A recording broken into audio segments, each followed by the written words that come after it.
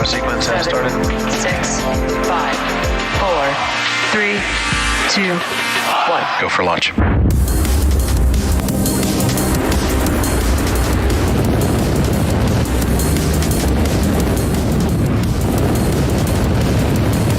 Vehicle is supersonic. Stage separation confirmed. Dragon, separation confirmed.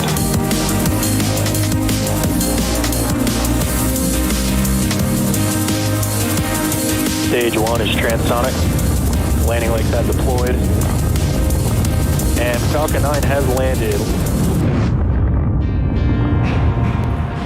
Hello everyone, it's Thursday, August 4th, and you're looking at a live view of Falcon 9 at Space Launch Complex 40, awaiting liftoff currently scheduled at 7:08 p.m. Eastern Time. My name is Andy Tran, and I'm a quality engineer here at SpaceX's headquarters in Hawthorne, California. I'll be your host for SpaceX's 172nd overall launch and the 34th launch of this year. Our webcast today will cover the KPLO mission, or Korea Pathfinder Lunar Orbiter mission, headed to a ballistic lunar transfer orbit, which we'll get into a little bit later. For background, KPLO was given the Korean name of Tanuri, which is a combination of two Korean words, Tair, which means moon, and Nurida, which means to enjoy. KPLO will also be South Korea's first lunar orbiter, and it's been in development by the Korea Aerospace Research Institute, or KARI, since 2016. On board the lunar orbiter are a total of 6 science and technology payloads from renowned organizations such as the Kyunghee University, the Korea Institute of Geoscience and Mineral Resources, the Korea Astronomy and Space Science Institute, and NASA. On today's mission, in addition to KPLO, we have another special rideshare on board. If you've been following SpaceX, you may remember that we launched a Tesla Roadster as the payload for our Falcon Heavy demonstration back in 2018. The early supporters of Tesla provided photos that were etched into a mosaic, and some were given the opportunity to put together a digital time capsule, both of which are now bolted onto the second stage. Following separation from the first stage, the second stage will continue to travel through time and space with a mosaic and time capsule. Although we may not see views of this right after the fairing separates, we'll keep an eye out for it throughout the mission and try to point it out if we do see it. For now, let's learn a little bit more about the Falcon 9 launch vehicle. Falcon 9 is a reusable 2-stage rocket designed and manufactured by SpaceX for the reliable and safe transport of people and payloads in Earth orbit and beyond. Starting from the bottom of the vehicle, we have our first stage, which is the largest part of Falcon 9. And as the name suggests, Falcon 9 has 9 Merlin or M1D engines at the bottom of the first stage, and this allows it to accelerate through the Earth's atmosphere into various orbits in space. The dark soot that you see around the lower part of the first stage are remnants from its 5 previous launches. After lifting off for the 6th time today, we'll attempt to recover our first stage again on our drone ship that you see on screen. That one is named Just Read the Instructions and is currently waiting in the Atlantic Ocean. Above the first stage, we have the black carbon fiber interstage that connects the first and second stages. The interstage has pneumatic pushers to allow the 2 stages to separate, and also houses the Merlin vacuum engine on the second stage that will take our payload into its desired orbit. At the very top of Falcon 9, we have the payload fairing. It is made up of 2 carbon fiber pieces that come together to encapsulate the KPLO payload and protects it until we reach the vacuum of space. Once in space, the 2 pieces will separate from each other and begin their journey back to Earth. Similar to our first stage, we'll also recover the fairing halves to fly again in the future. So that was a little bit about Falcon 9, our launch vehicle. Now let's learn more about the mission at hand and the payload flying on board Falcon 9 today.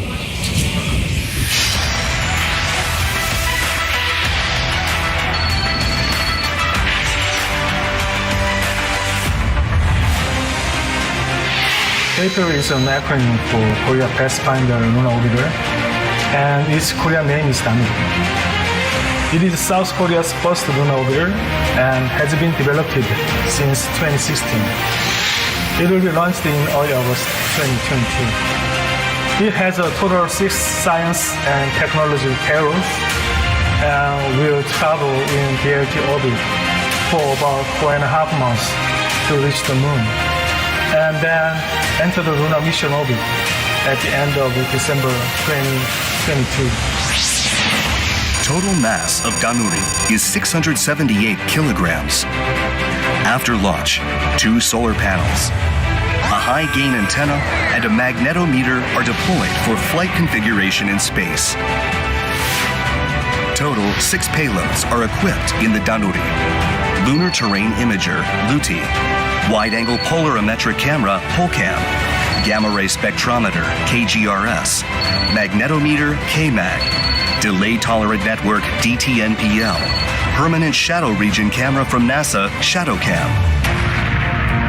Danuri is launched toward the sun, not the moon.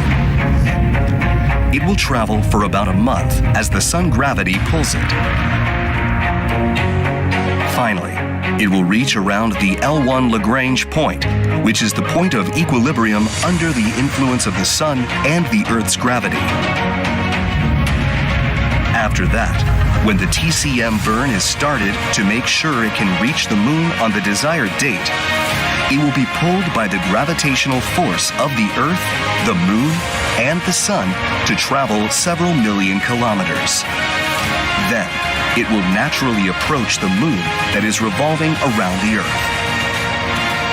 After entering the lunar orbit, Danuri will maneuver several times to reduce the orbit altitude.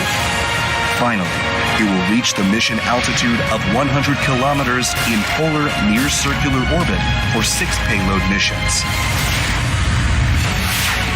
LUTI is a high-resolution camera that has the mission to take images of the lunar surface. PolCam is composed of 2 cameras slanted by 45 degrees each to take polarimetric images of moon surface. The Gamma-Ray Spectrometer is used to make a map of 5 major elements on the entire surface of the moon. Magnetometer is used to measure the strength of the magnetic field, which is invisible. ShadowCam will record images of the permanently shaded regions around the poles of moon where no sunlight can reach. DTNPL will conduct the world's first communication test on the moon. From this time on, Korean space research and development will experience a very important turning point thanks to Danuri. It is a very significant milestone in the history of Korean space exploration. Danuri is just at the beginning. And if we are more determined and committed to technology development for space travel, we will be able to reach Mars, asteroids, and so on in the near future.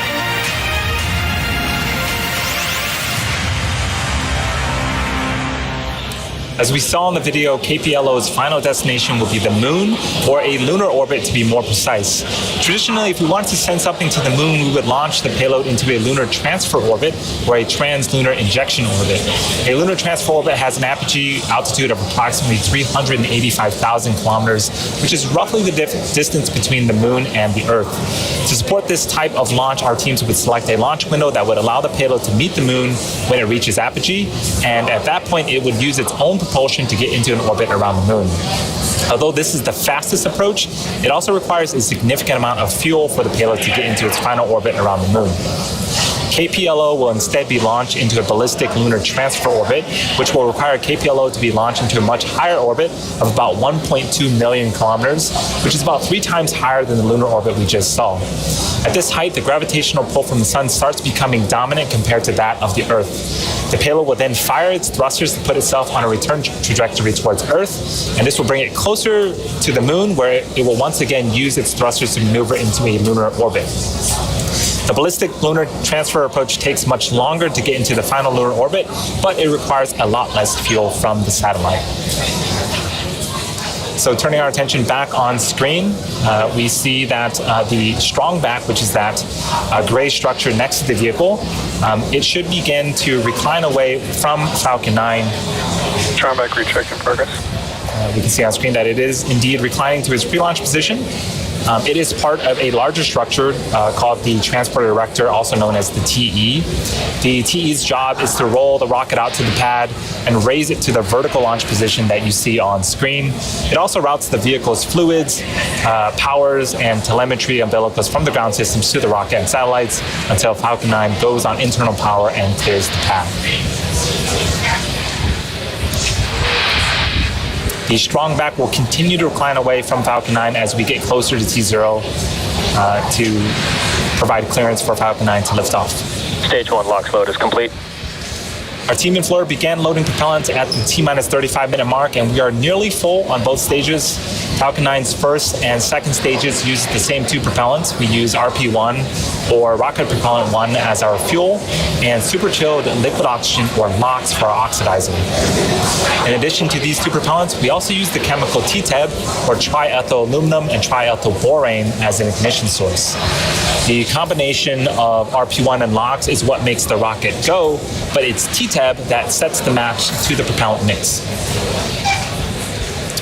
So right now the weather looks like we're just a 10% chance of violating launch weather requirements. The launch vehicle, satellite, and range are all looking good for an on-time liftoff today at 7:08 p.m. Eastern Time.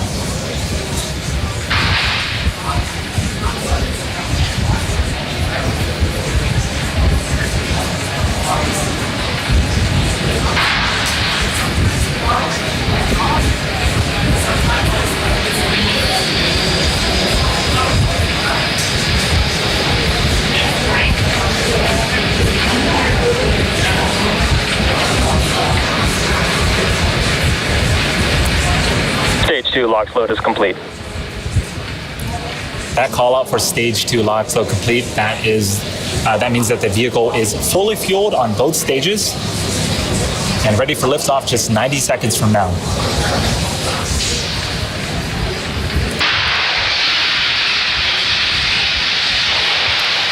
We're starting to see some clouds form around Falcon 9 and hearing some hissing. That is normal and expected for us at this stage in the countdown. So things continuing to look good for an on-time liftoff.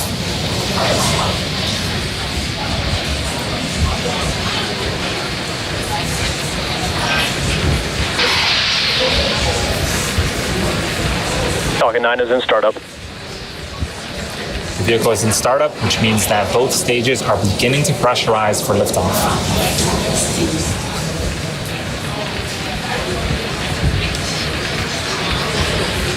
LD is go for 2 and 24. The launch director has given the final go. All systems are go for launch of Falcon 9 with KPLO. T-minus 30 seconds, stand by for terminal count.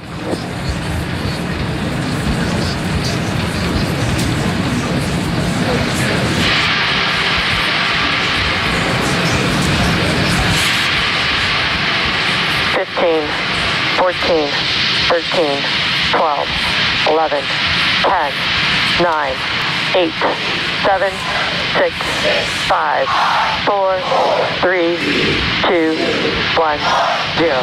Ignition. And liftoff.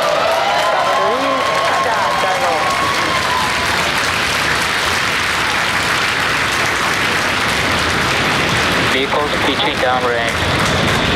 Stage 1 propulsion is nominal.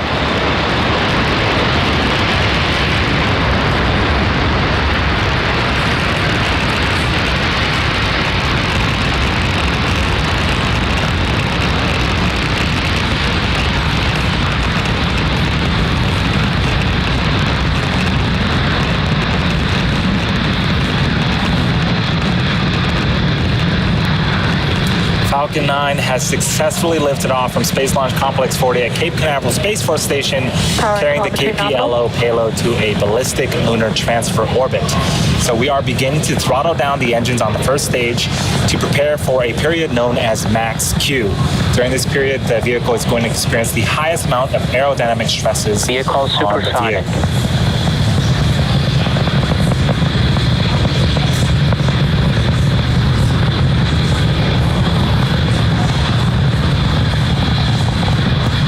Max Q. And there was max Q. So the engines are coming back up to full power. We have 3 events coming up in quick succession in about a minute. First up is MECO, that stands for Main Engine Cutoff, followed by Stage Separation, and then SES-1, which stands for Second Engine Start 1. Main engine cutoff is where the first and second stages, main engine cutoff is where the 9 engines on the first stage will shut off in preparation for stage separation. That is where the first and second stages will separate from one another. The first stage will make its way back to our drone ship to attempt its 6th landing, and the second stage will continue with SES-1, which is where the Merlin vacuum engine on the second stage will start up and continue to propel our KPLO satellite to its desired orbit.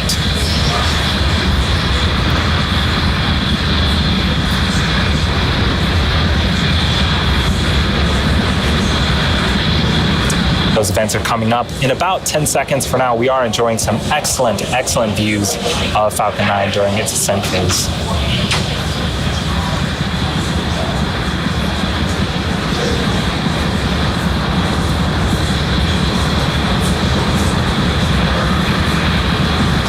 Main engine cutoff. Stage separation confirmed.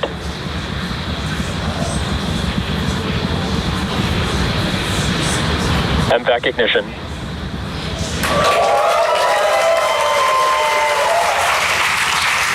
We saw the confirmation of stage separation and the ignition of the Merlin vacuum engine on the second stage.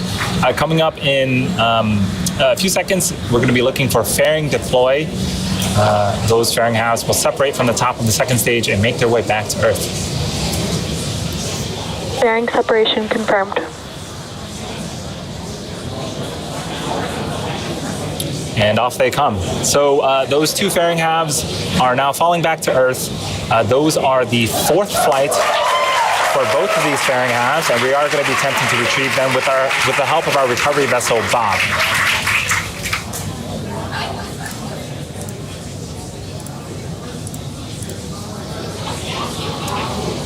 So we're coming up on T plus Bermuda. 4 minutes into the mission. We have a couple of views on screen. On the left-hand side is a view of that first stage, continuing to make its way back to Earth. And on the right-hand side is a view of the Merlin vacuum engine. On the opposite side of that engine is the second stage and the KPLO payload. So things continuing to go smoothly after liftoff. The next major milestone for the first stage occurs around the T plus 6 minute and 50 second mark. It's going to be the first of 2 burns. On nominal trajectory. The first burn is going to be called the entry burn. This is where we will relight the center engine, engine number 9, followed by engines number 1 and 5. That way we'll have 3 M1D engines helping to slow down the first stage as it passes back into the Earth's atmosphere.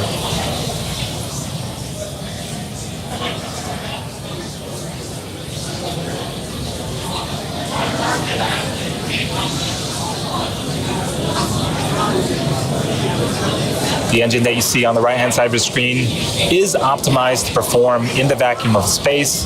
It can produce over 220,000 pounds of thrust, as opposed to the engines on the first stage, which are optimized to perform at sea level.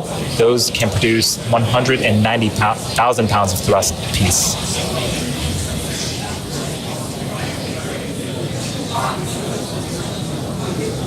This view that you see on the left-hand side of the screen, that's actually inside the inner stage looking up.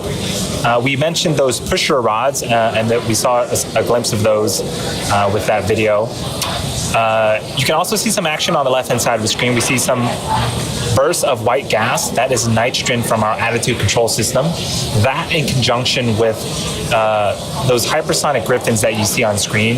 We see 2 of them. There's actually 4 at the top of the first stage. Those help to guide and steer and orient the first stage back to its targeted landing zone. Today it's going to be the drone ship Just Read the Instruction.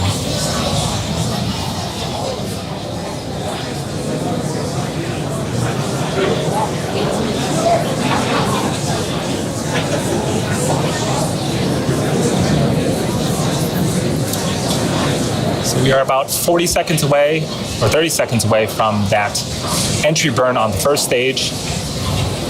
Second stage continues to perform nominally.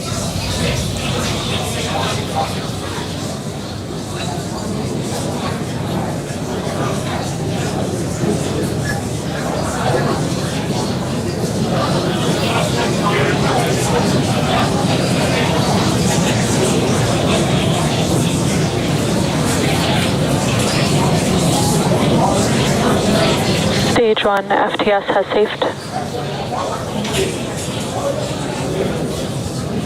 Stage 1 entry burn startup. And those engines have indeed relit. The first stage is currently slowing down before hitting the denser parts of the Earth's atmosphere.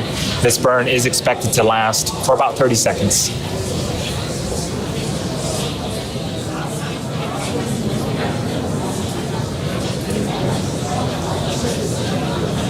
Stage 1 entry burn shut down. Awesome, so that burn is in the books. We have one more to go on the first stage. That's a landing burn that's gonna happen. Startup terminal guidance. In about a minute. We are gonna be listening here in about 20 seconds for a call out called SECO, that stands for Second Engine Cutoff 1. The engine that you see on screen will shut off its engine. Has safed. And then shortly after that, we'll listen for a call out for a nominal orbital insertion. That means that the second stage is entering its coast phase and is exactly where we want it to be before it relights its engine a little bit later on in the mission.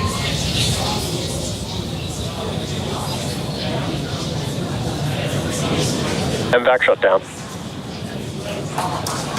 So we did see that the MVAC Stage 1 transonic. shut down.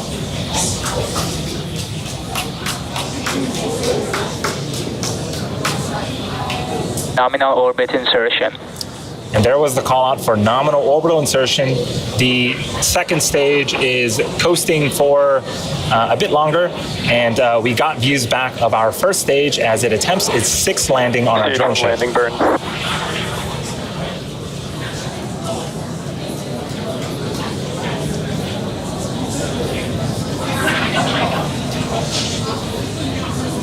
And you can start to see the drone ship.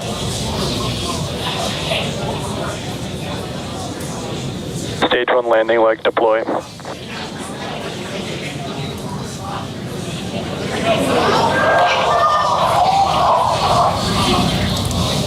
Sometimes the video cuts out. We'll wait for confirmation of whether or not the first stage was able to land. But for now, we know that the second stage is in its coasting orbit. And there is that second stage with the Merlin vacuum engine off. And that's a view of the KPLO payload.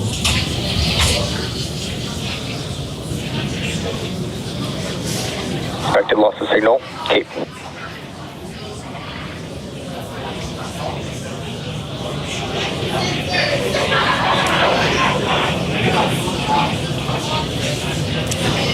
So we haven't heard confirmation of the first stage, whether it was able to land for the sixth time, but the second stage is now embarking on its coast phase between the first and second burns of the MVAC engine. After the coast phase, we'll light that MVAC engine for a second time, a bit after the T plus 34-minute mark. Stage 1 landing confirmed. And before we head off, we did get confirmation of the first stage landing. That is the 127th successful recovery of a Falcon 9 first stage and the 110th mission flying a rephone booster, which includes both Falcon Heavy and Falcon 9 missions. So we'll see you back here in about 20 minutes. In the meantime, enjoy the Space Tunes.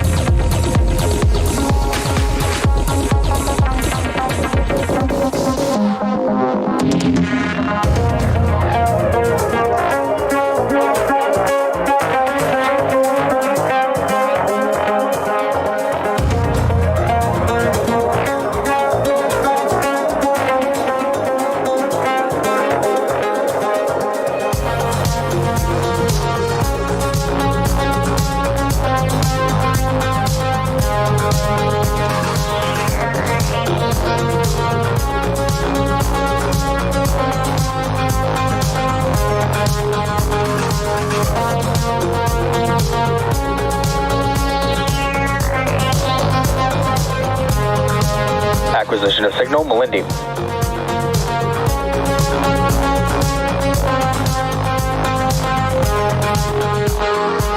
Expected loss of signal, Gabon.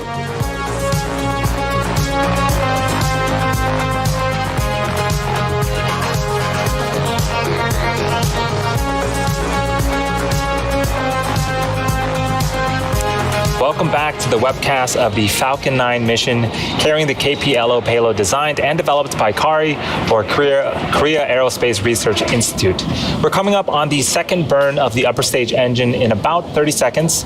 And to recap what's happened so far in the mission, we had a smooth liftoff at 7:08 p.m. Eastern Time out of Launch Complex 40 in Cape Canaveral, Florida. The first stage, which made its sixth flight today, successfully landed on our drone ship Just Read the Instructions. So again, we are waiting for our second stage engine to reignite, and then after that, we will shut it back down for another short coast phase before deploying our KPLO payload.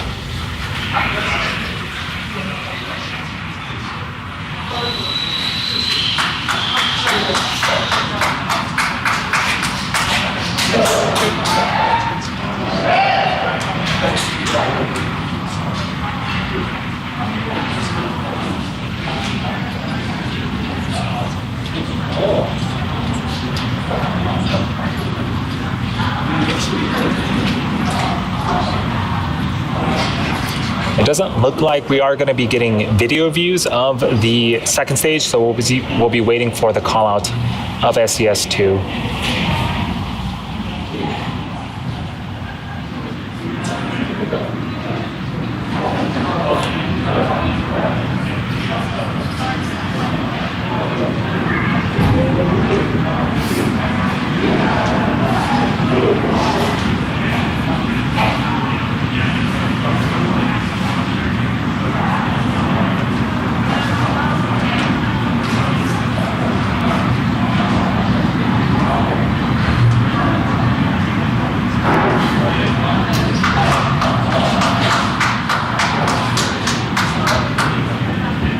Nominal orbit insertion.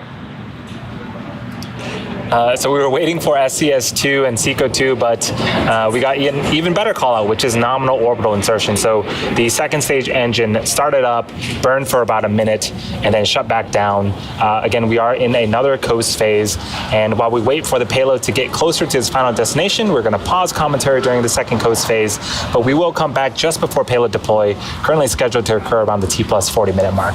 So until then, enjoy the space tunes once again, and we'll see you back here in about 4 minutes.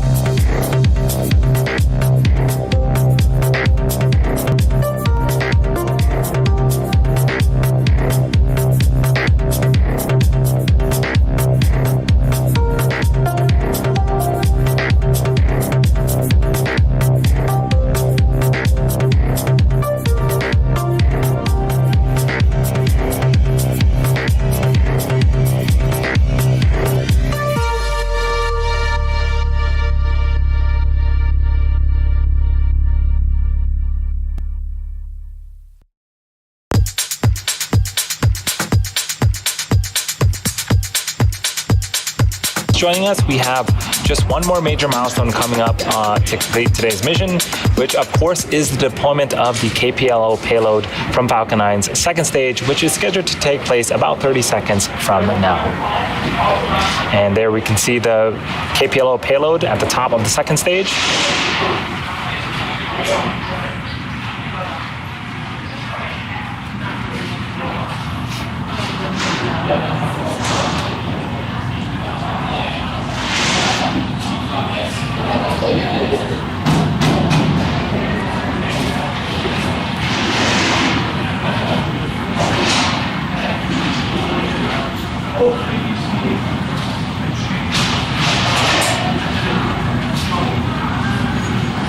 KPLO deploy confirmed.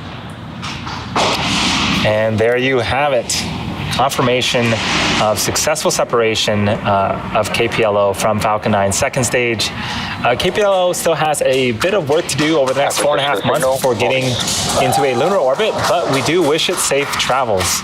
For us here at SpaceX, that is going to wrap up our webcast coverage. We want to thank the Korea Aerospace Research Institute for entrusting us with today's mission.